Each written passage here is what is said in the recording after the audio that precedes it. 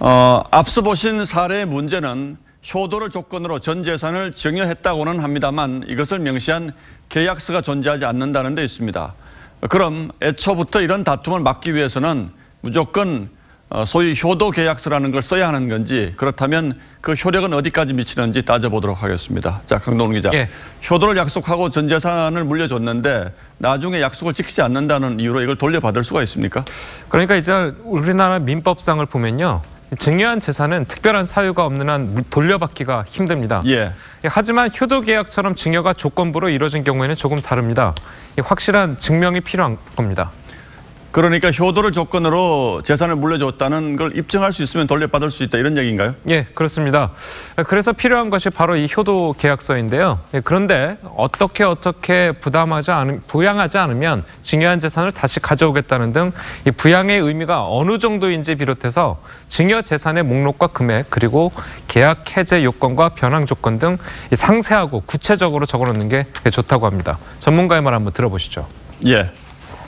효도계약서를 작성한다고 무조건 효력이 발생하는 건 아니고요. 부모가 원하는 부양의 내용이 구체적으로 들어가 있어야 됩니다. 그렇다면 이런 구체적인 내용을 적을 수 있는 무슨 양식이 있다거나 또는 공증을 받을 필요가 있습니까? 그렇지는 않습니다. 따로 양식이 있는 것도 아니고요. 공증을 받을 필요도 없습니다.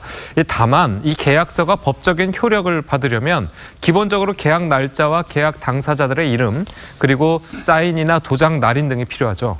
실제 2015년 말에 효도 계약을 어긴 아들에게 이 70대 부친이 증여한 재산을 반납하라는 대법원 판결도 있는데요.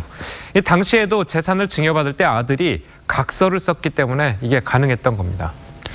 예, 저희 세대만 해도 이 효도 계약이라는 것 자체가 좀 어색하게 느껴지는데 실제로 요즘은 이런 계약서를 많이 씁니까? 예, 바로 통계로 나온 건 아닌데요. 최근 법조계 얘기를 들어보면요. 이 증여 관련해서 로펌을 찾는 10명 중에 4명은 효도 계약서를 작성한다고 합니다.